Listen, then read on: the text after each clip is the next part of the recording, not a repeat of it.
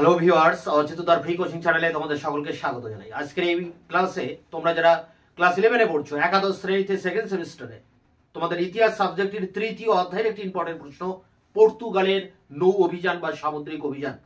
এর আগের ক্লাসে আমি আলোচনা করেছি স্পেনের সামুদ্রিক অভিযান। আজকের ক্লাসে আলোচনা করব পর্তুগালের সামুদ্রিক অভিযান, এবং আলোচনার শেষে এর যে উত্তর রয়েছে 8 নম্বরের অ্যান্সার শিট, সেটাও তোমাদের সামনে ক্লাস 11 এর জন্য তোমাদের জন্য প্রোভাইড করব অন স্ক্রিনে। শুধুমাত্র ক্লাস 11ই নয়, এই টপিকটা অনার্সের বিভিন্ন সেমিস্টারে পড়ানো হয় বিভিন্ন ইউনিভার্সিটিতে। তোমরা যারা ইতিহাস অনার্সে পড়ো বা পাশে পড়ো, পর্তুগাল এবং স্পেনের সামুদ্রিক অভিযান আমাদেরকে পড়তে হয়। চতুর্দশ, পঞ্চদশ, ষষ্ঠ, সপ্তম এই দশকগুলিতে বা এই শতকগুলিতে ইউরোপের ইতিহাসে, মানে মধ্যযুগ, যেটা মধ্যযুগের ইউরোপের ইতিহাসে আমাদের পড়তে হয় বিজ্ঞান বিপ্লব, আমাদেরকে পড়তে হয় মুদ্রণ বিপ্লব, কৃষি বিপ্লব, সামরিক বিপ্লব, প্রযুক্তির বিপ্লব, নবজাগরণ, ধর্ম সংস্কার আন্দোলন, এই সমস্ত পড়তে হয়। আর একটা জিনিস পাশাপাশি পড়তে হয় ভৌগোলিক অভিযান, ভূগোলের ব্যাপার, অর্থাৎ ভৌগোলিকভাবে এক জায়গা থেকে আরেক জায়গায় অভিযানের মাধ্যমে নিত্য নতুন দেশ আবিষ্কার। এবং পৃথিবীর বেশিরভাগ অংশ জলে রয়েছে, তাই সমুদ্রকে পাড়ি দিয়ে এই সমস্ত অভিযানগুলো হয়েছিল নৌ অভিযান। তা পৃথিবীতে প্রথম এই সামুদ্রিক এবং নৌ অভিযান করেছিল পর্তুগাল এবং তারপরে স্পেন। স্পেন আর পর্তুগাল প্রথম, এদের এই দুটি দেশের হাত ধরে সামুদ্রিক অভিযান পরিচালিত হয় এবং বিশ্বের বিভিন্ন জায়গার বিভিন্ন দেশ, সাগর, এগুলো কিন্তু আবিষ্কৃত হয়। তো স্পেন কিছুটা পরে, প্রথমেই পর্তুগাল দিয়ে শুরু হয়। পর্তুগাল দেশটা তোমরা ইউরোপে দেখবে, ইউরোপের একেবারে দক্ষিণ এবং পূর্ব দিকে সমুদ্রের তীরবর্তী একটি দেশ হচ্ছে পর্তুগাল, এবং পর্তুগালের নিচেই রয়েছে স্পেন। স্পেন পর্তুগাল থেকে আরো দক্ষিণ দিকে যদি সমুদ্রে যাওয়া যায়, আটলান্টিক মহাসাগরে, তাহলে আফ্রিকা পড়বে, এবং আফ্রিকা পার করে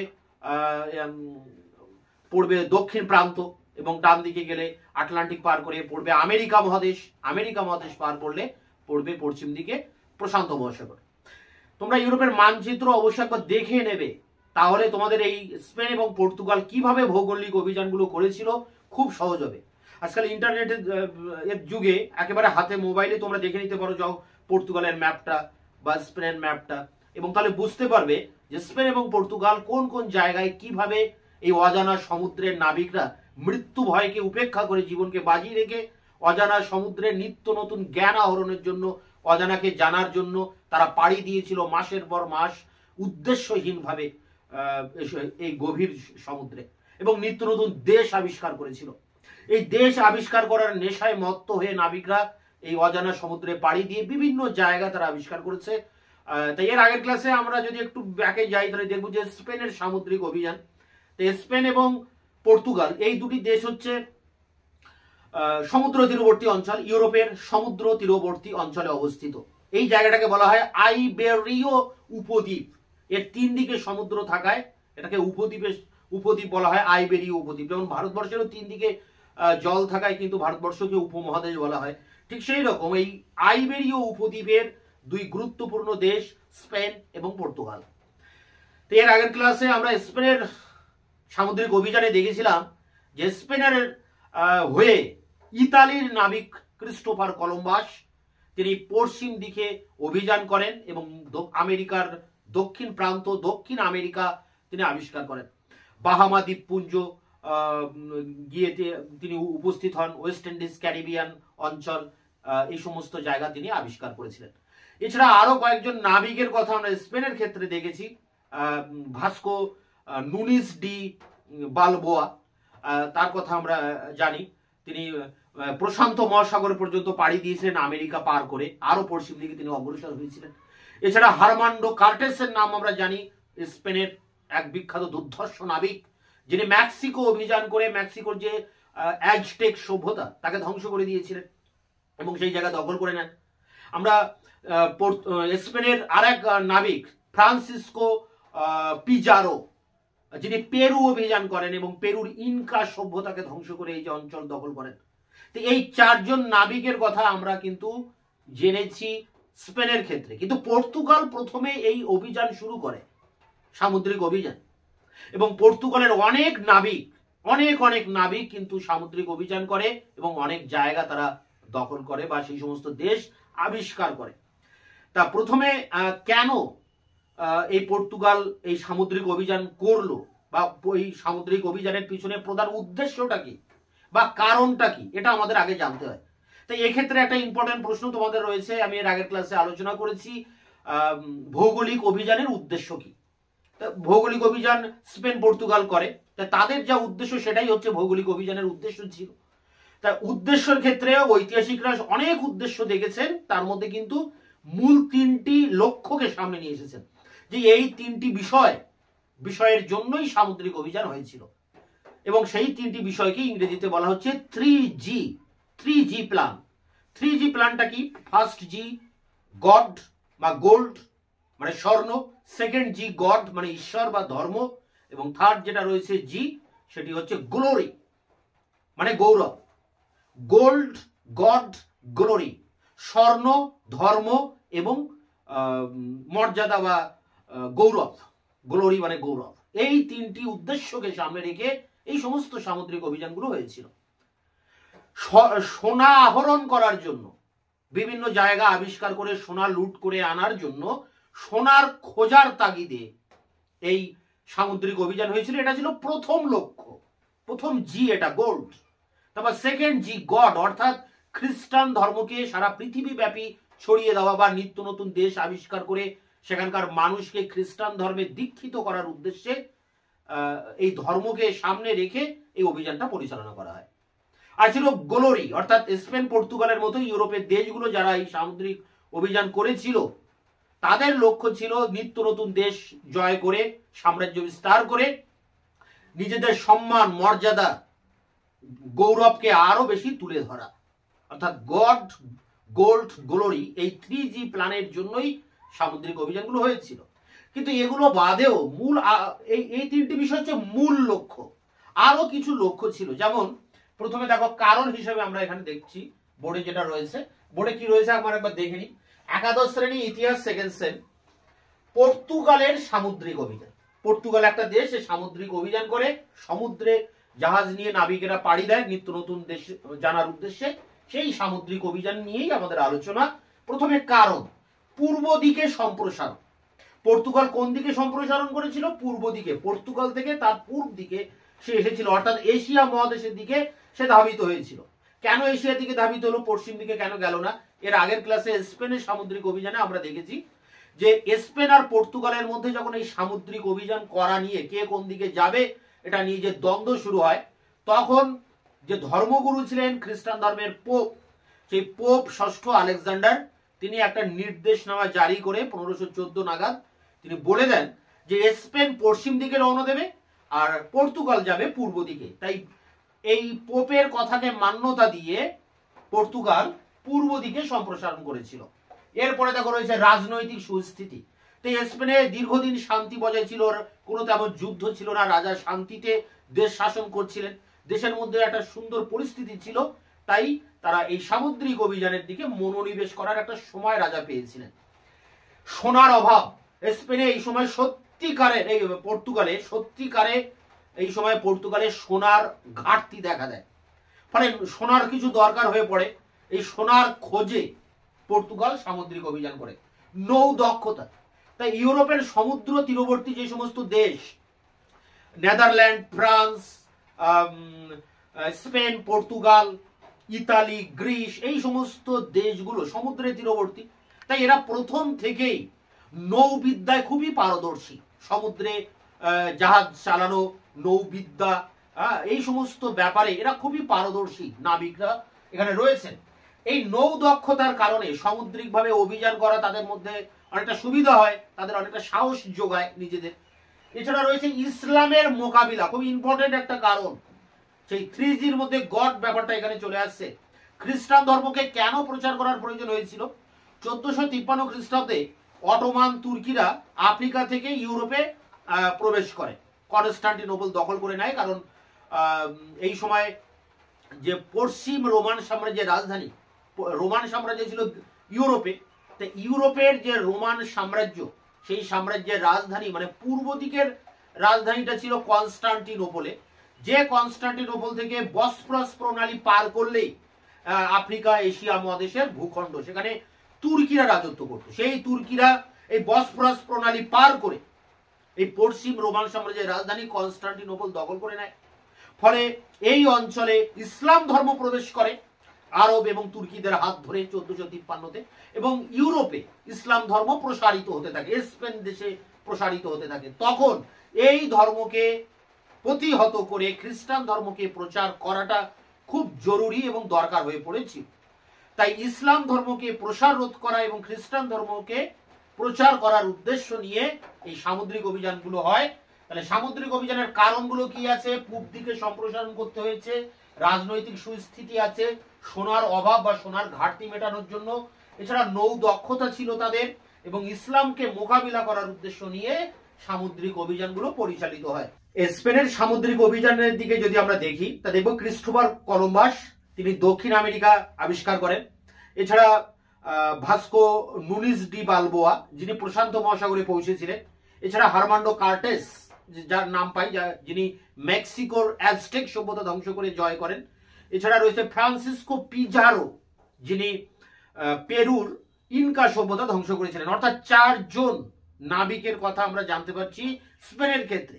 কিন্তু পর্তুগালের ক্ষেত্রে প্রায় এর দ্বিগুণ, অর্থাৎ প্রায় 7 থেকে 8 জন গুরুত্বপূর্ণ নাবিকের কথা আমরা জানতে পারি, যারা সারা বিশ্বব্যাপী ছড়িয়ে পড়েছিলেন, নিত্য নতুন দেশ আবিষ্কার করেছিলেন পর্তুগালের হয়ে। তো এক্ষেত্রে প্রথমে যার নাম করতে হয় তার নাম রাজকুমার হেনরি, অর্থাৎ তিনি যুবরাজ ছিলেন এবং প্রথম থেকেই তার এই নৌ অভিযানে খুবই আগ্রহ ছিল এবং নৌবিদ্যা সম্পর্কে অধ্যয়ন করার জন্য তিনি সাগ্রস বলে একটি জায়গায় একটা নৌ বিদ্যালয় স্থাপন করেছিলেন। এছাড়া তিনি সমুদ্রে পাড়ি দেন, নিজেই সমুদ্রে পাড়ি দেন জাহাজ নিয়ে, এবং আফ্রিকা মহাদেশের উপকূল বরাবর তিনি অনেক দূর অগ্রসর হন। পর্তুগাল থেকে জাহাজ নিয়ে তিনি দক্ষিণ দিকে রওনা দেন এবং দক্ষিণ দিকে আফ্রিকার যে উপকূল, সেই উপকূল ধরে তিনি অনেক দূর পর্যন্ত অগ্রসর হন এবং কয়েকটি গুরুত্বপূর্ণ জায়গা যেমন ঘানা, সেনেগাল এই সমস্ত দেশগুলির কাছাকাছি পৌঁছান। এছাড়া অ্যাজোস, গিনি, ম্যাডিরা এই সমস্ত জায়গাগুলো তিনি আবিষ্কার করেছিলেন। অর্থাৎ পর্তুগালের ক্ষেত্রে প্রথমে নৌ অভিযান করেছিলেন যুবরাজ হেনরি, যাকে বলা হতো হেনরি দ্য নেভিগেটর। এই উপাধিতে তাকে ভূষিত করা হয় তার এই নৌ অভিযানে তার কৃতিত্বের জন্য। এরপরে দেখো যিনি রয়েছেন সেই দিয়েগো ক্যাওর। দিয়েগো ক্যাওর, এই দিয়েগো ক্যাওর 1584 সালে পর্তুগালের এই নাবিক, তিনি এই আফ্রিকার উপকূল ধরে তিনি অনেক দূর অগ্রসর হন এবং তিনি ইথিওপিয়ার হরমুজ বলে যে বন্দর রয়েছে সেই বন্দরে এসে তিনি উপস্থিত হন। তিনি যুবরাজ হেনরির তুলনায় অনেকটা বেশি তিনি আরো দক্ষিণ দিকে অগ্রসর হয়েছিলেন। এছাড়া আর একজন রয়েছেন আলফান্সো ডি পাইভা। এই আলফান্সো ডি পাইভা তিনি কঙ্গো দেশ আবিষ্কার করেছিলেন। তাহলে 3 জন নাবিকের নাম পেলাম, হেনরি, যুবরাজ হেনরি, এবং একজন রয়েছে দিয়েগো ক্যাওর এবং আরেকজন রয়েছে আলফান্সো ডি পাইভা। এছাড়া যার নাম পাওয়া যায় পরবর্তী অভিযানগুলিতে তার নাম রয়েছে বার্থোলোমিও দিয়াজ। বার্থোলোমিও দিয়াজ আফ্রিকার দক্ষিণ প্রান্তে উপস্থিত হন, একেবারে সমুদ্র উপকূল ধরে আফ্রিকার উপকূল বরাবর তিনি একেবারে দক্ষিণ দিকে আফ্রিকার দক্ষিণ প্রান্তে এসে উপস্থিত হন, যে জায়গার নাম সাউথ আফ্রিকা এবং রাজধানী রয়েছে কেপ টাউন, একেবারে শেষ প্রান্ত আফ্রিকার। এই অঞ্চল তিনি অতিক্রম করেন সমুদ্র পথে এবং এই অঞ্চলে প্রচন্ড ঝড় বৃষ্টিকে উপেক্ষা করে তিনি এই অঞ্চল দিয়ে জাহাজ নিয়ে আসেন এবং এই অঞ্চলের নাম দেন ঝড়ের অন্তরীপ। এই ঝড়ের অন্তরীপকে পরবর্তীকালে পর্তুগালের যিনি রাজা, সেই রাজা জন এর নাম দিয়েছিলেন উত্তমাশা অন্তরীপ। কেপ অফ গুড হোপ বলে একটা নাম তিনি এখানে দিয়েছিলেন, উত্তমাশা অন্তরীপ। তাই আফ্রিকার একেবারে শেষ প্রান্ত পর্যন্ত তিনি চলে এসেছিলেন এই বার্থোলোমিও দিয়াজ। এরপরে যার নাম রয়েছে আলফান্সো ডি আলবুকাক। এই আলফান্সো ডি আলবুকাক তিনি আফ্রিকার এই উত্তমাশা অন্তরীপ অতিক্রম করে, যেহেতু আফ্রিকার উত্তমাশা অন্তরীপ আবিষ্কার করে দিয়েছিলেন বার্থোলোমিও দিয়াজ, ভারতের দিকে বা এশিয়ার দিকে কিভাবে আসা যায় সেই পথটা তিনি তৈরি করে দিয়ে যান। সেই পথে আলফানসো ডি আলবুকার্ক তিনি ভারত মহাসাগরে এসে পৌঁছান। এই জায়গা মানে অতিক্রম করে, ঝড়ের অন্তরীপ অতিক্রম করে ভারত মহাসাগরে আসেন এবং ভারত মহাসাগরের মালাক্কা দ্বীপে তিনি এসে উপস্থিত হন। এছাড়া তিনি ভারত মহাসাগর পার করে, অর্থাৎ তিনি দুটো মহাসাগর পার করছেন, আটলান্টিক মহাসাগর, ভারত মহাসাগর, এই দুই মহাসাগর পার করে তিনি চীন সাগরে গিয়ে তিনি ম্যাকাও বন্দরটি আবিষ্কার করছেন। চীনের ম্যাকাও, দেখবে চীন দেশেও প্রথম যে বিদেশি নাবিকরা এসেছিলেন তার মধ্যে রয়েছে কিন্তু পর্তুগিজরাই, এবং প্রথম যিনি এসেছিলেন সে তার নাম কি বললাম, যে আলফানসো ডি আলবুকার্ক। তিনি ম্যাকাও বন্দরে পৌঁছান এবং ভারতবর্ষের মালাক্কা উপদ্বীপে এসে বা মালাক্কা উপদ্বীপে তিনি এসে পদার্পণ করেন। এরপরে যার নাম আমরা পাই তিনি রয়েছেন ভাস্কো দা গামা। 1498 সালে তিনি উত্তমাশা অন্তরীপ পার করে ভারতবর্ষের কালিকট বন্দরে এসে উপস্থিত হন। সরাসরি ভারতবর্ষে এসে তিনি আসছেন 17 মে 1498 সাল, এবং ভারতে আসার যে জলপথ, সেই জলপথ প্রথম আবিষ্কার করছেন ভাস্কো দা গামা নামক এই নাবিক। এরপরে যিনি আসছেন দেখো পেদ্রো আলভারেজ কেব্রাল। পেদ্রো আলভারেজ কেব্রাল তিনি আটলান্টিক মহাসাগর পাড়ি দিয়ে তিনি 1500 খ্রিস্টাব্দে ব্রাজিলে গিয়ে উপস্থিত হচ্ছেন এবং ব্রাজিল আবিষ্কার করছেন। দেখো পশ্চিম দিকে পর্তুগালের যাওয়া কিন্তু নিষেধ ছিল, তা সত্ত্বেও এই নাবিক পেদ্রো আলভারেজ কেব্রাল, এই পেদ্রো আলভারেজ কেব্রাল 1500 সালে আটলান্টিক মহাসাগর পাড়ি দিয়ে তিনি দক্ষিণ আমেরিকার ব্রাজিল দেশটি এসে আবিষ্কার করছেন পর্তুগিজ এই নাবিক। এরপরে দেখো যার নাম রয়েছে সেই ফার্দিনান্দ মাগেলান। কলম্বাসের মতো বিখ্যাত তিনি এই ফার্দিনান্দ মাগেলান। তিনি সমুদ্রে জাহাজ নিয়ে পৃথিবী প্রদক্ষিণ করেন, এটাই ছিল প্রথম ভূপ্রদক্ষিণ, এবং তিনি দক্ষিণ দিকে সমুদ্রে জাহাজ চালিয়ে তিনি আমেরিকার দক্ষিণ প্রান্তকে অতিক্রম করে তিনি আরো পশ্চিম দিকে প্রশান্ত মহাসাগরে গিয়ে উপস্থিত হন এবং একটা নতুন সাগর আবিষ্কার করেন। তিনি এর নাম দেন প্রশান্ত মহাসাগর বা প্যাসিফিক ওশিয়ান। এই নাম তিনি দিয়েছিলেন, তারই নামকরণ, মাগেলানেরই নামকরণ ছিল এই প্রশান্ত মহাসাগর। এছাড়া পরবর্তীকালে পর্তুগিজরা আরো অনেকগুলো অভিযান করে। সংক্ষেপে দেখতে গেলে 1507 সালে এই পর্তুগিজরা মোজাম্বিক আবিষ্কার করে, 1508 সালে দিউ আবিষ্কার করে, ভারতবর্ষের দিউ, এর আগে কালিকটে এসেছিল, এবার তারা দিউতে আসছে 1508-এ। 1510-এ তারা গোয়াতে আসছে, গোয়া আবিষ্কার করছে। 1511-তে তারা মালাক্কা দ্বীপটাকে অধিকার করছে এবং 1515-তে হরমুজ, 1557-এ চীনের ম্যাকাও বন্দর তারা আবিষ্কার করছে। অর্থাৎ পর্তুগিজদের অনেক নাবিকের নাম আমরা এখানে পাচ্ছি, রাজকুমার হেনরি থেকে শুরু করে Diego Cao, Alfonso de Paiva, Bartholomeu Dias, Alfonso de Albuquerque, Vasco da Gama, Pedro Alvarez Cabral যিনি ব্রাজিল আবিষ্কার করেছেন, ফার্দিনান্দ মাগেলান যিনি প্রশান্ত মহাসাগরে গিয়ে পৌঁছেছিলেন। তো এতজন নাবিক পর্তুগালের হয়ে বিশ্বের বিভিন্ন জায়গা কিন্তু তারা উপনিবেশে স্থাপন করেছে, সেই সমস্ত দেশ আবিষ্কার করেছে। কিন্তু পরবর্তীকালে কি হয়, এই পর্তুগালের দেখা দেখি পর্তুগালের যে সমস্ত প্রতিবেশী দেশ ইংল্যান্ড আর ফ্রান্স, হল্যান্ড, একেবারে পর্তুগালের উপরেই রয়েছে ফ্রান্স, তার উপরে রয়েছে হল্যান্ড, আর পূর্ব দিকে সমুদ্র একটু গিয়েই রয়েছে ইংল্যান্ড বা ব্রিটেন। তো এরা পর্তুগালের দেখা দেখি এই সামুদ্রিক অভিযান শুরু করে। ফলে পর্তুগিজদের এই যে নৌ অভিযান সেটা অনেকটা থমকে যায়, অনেকটা বাধাপ্রাপ্ত হয় এই ফ্রান্স, ইংল্যান্ড এবং নেদারল্যান্ডের কারণে। এছাড়া পরবর্তীকালে পর্তুগালের যে রাজনৈতিক পরিস্থিতি সেটা অনেকটা অশান্ত হয়ে ওঠে। এই কারণে পর্তুগালের আর নতুন করে 1557 যখন ম্যাকাও বন্দর তারা দখল করে, তারপরে 1557 পরবর্তীকালে পর্তুগিজরা আর কোনো সামুদ্রিক অভিযান করেনি। তবে পৃথিবীতে প্রথম এই সামুদ্রিক অভিযান করে নিত্য নতুন দেশ আবিষ্কার করে মানুষের সামনে এনেছিল কিন্তু এই পর্তুগিজরাই প্রথম।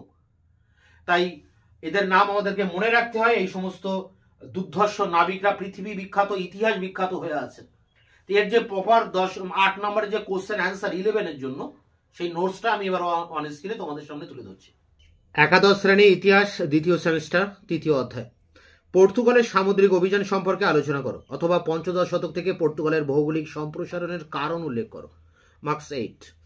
তো দেখো, প্রথমে একটা ইন্ট্রোডাকশন রয়েছে, অর্থাৎ ভূমিকা। পঞ্চদশ শতকে ইউরোপের যে দেশগুলি সামুদ্রিক অভিযান ও নতুন নতুন দেশ আবিষ্কারে অগ্রণী ভূমিকা পালন করেছিলেন, তাদের মধ্যে অন্যতম ছিল ইউরোপের পশ্চিম অংশে আটলান্টিক মহাসাগরের উপকূলে অবস্থিত পর্তুগাল।